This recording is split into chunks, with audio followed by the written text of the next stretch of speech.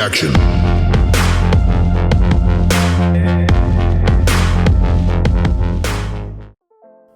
Ça, c'est le BMW iX3 M Sport. Prenez une des meilleures ventes BMW, mais enlevez tout ce qui fait d'elle une voiture à pétrole pour la transformer en véhicule électrique. Et vous voilà avec le iX3. Le iX3 est en fait le premier véhicule BMW qui existait déjà en version essence à faire sa transition électrique, et ça s'est passé en 2021. C'est la version restylée 2022 que j'ai testée. Merci à BMW de m'avoir prêté la voiture. BMW avait déjà prévu l'électrification du X3 dès son lancement, et ça se sent dans la plateforme qui n'a pas forcément demandé beaucoup de modifications pour accueillir batterie et équipement électrique. La BMW iX3 est donc une X3 électrique. Sa longueur est de 4634 mm, sa hauteur de 1668 mm et sa largeur de 1891 mm. En clair, il s'agit d'exactement les mêmes dimensions que sa cousine. Clairement un SAV avec sa garde-sol de 18 cm, les aficionados de la première heure ne seront pas perdus devant cette nouvelle routière. Alors que le X3 est disponible en plusieurs motorisations essence ou diesel, le iX3 est disponible en une seule motorisation. Son moteur électrique BMW eDrive 5e génération développe une puissance maximale de 286 chevaux, soit 210 kW, et un couple maximal de 400 Nm. L'accélération de 0 à 100 s'effectue en 6,8 secondes. La batterie haute tension spécifique au modèle a un contenu énergétique brut de 80 kWh, et l'unité de charge combinée permet une recharge rapide en courant continu jusqu'à 150 watts. Une charge rapide 10 minutes permet d'augmenter l'autonomie d'environ 100 km selon le cycle WLTP. Côté design, ce iX3 possède le pack Sport M de BMW, donc des jantes en 20 pouces en option, la suppression de certains éléments extérieurs, des feux Shadowlight M, des inserts décoratifs ou encore un volant M cuir ou encore le kit aérodynamique M. La face avant a une double calandre BMW plus grande, des phares plus fins d'une dizaine de millimètres et un tablier avant un peu plus sculpté.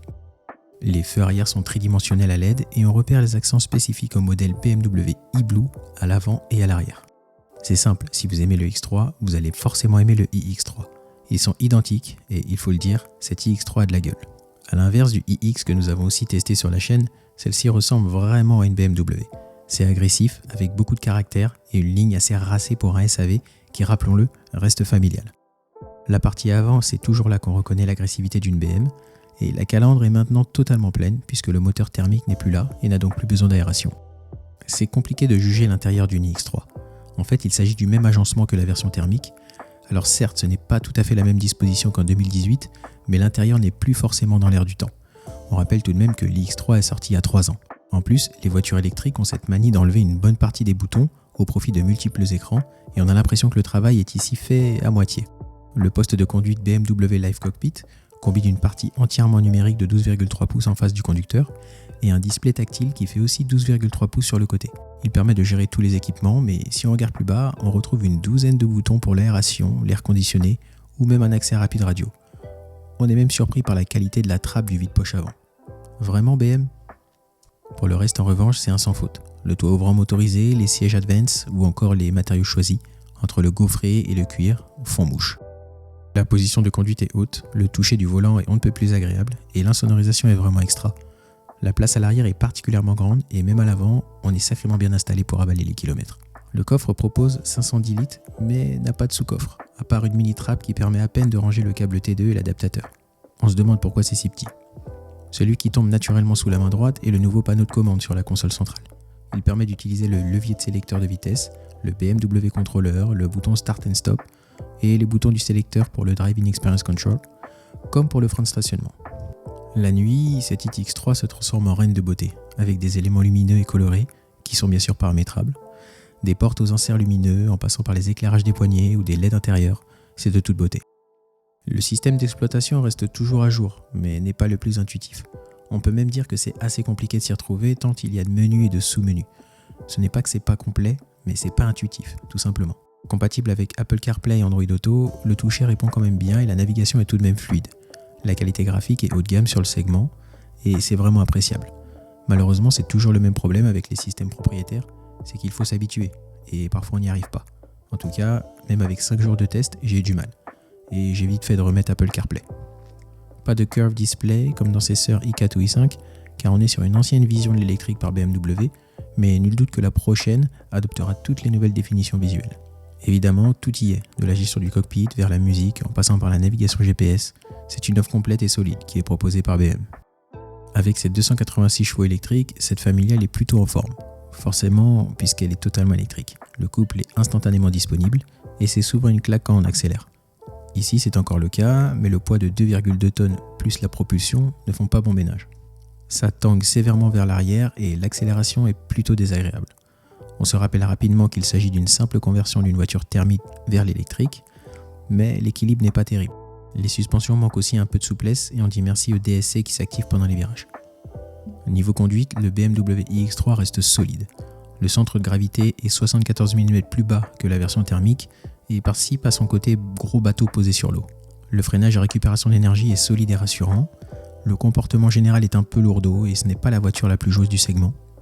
Il est possible de choisir entre 3 modes de conduite, Eco, Normal et Sport, comme dans les autres BMW estampillés i.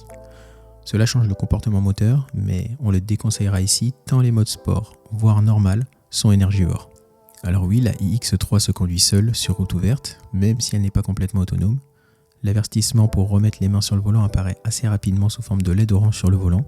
Et en plus de ça, comme souvent dans ce genre de voiture, on est assez dérangé par le maintien électronique dans les voies. Il faut parfois forcer sur le volant pour la manœuvre. Heureusement que l'option est progressive et surtout désactivable. Pour faire simple et direct, la iX3 est une bonne gestionnaire d'énergie pour son poids. Comprenez que les 460 km d'autonomie en cycle WLTP annoncé est peut-être un peu surestimé. Mais à charge pleine, la voiture indique 345 km et en roulant en éco, c'est tout à fait vrai. Encore une fois, et c'est dommage, mais c'est le même lot pour tous, il faudra conduire en mode Eco ou Eco Pro. Ne pas accélérer, pied au plancher et surveiller sa climatisation pour aller si loin. Oui, c'est dommage, mais oui, c'est électrique. Je n'ai pas tenté, mais en full sport et en roulant façon Lewis Hamilton, l'autonomie qui en plus s'adapte immédiatement au compteur risquerait d'annoncer 200 voire 250 km et je n'exagère même pas. Pour la recharger, comptez jusqu'à 150 kW en capacité de charge maximale, moins de 34 minutes pour recharger la batterie de 10 à 80%, et comptez environ 7h40 pour recharger la batterie de 0 à 100 en charge courant alternatif. La recharge est peu coûteuse dans le réseau international BMW Charging, avec une seule subscription.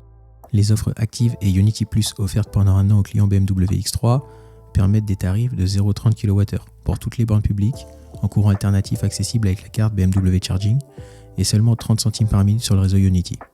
Pour info, et sans la carte BMW Charging, j'ai rechargé sur une borne municipale de la ville, et j'ai fait le 25 à 100% en 4h30, et j'en ai eu pour environ 12 €.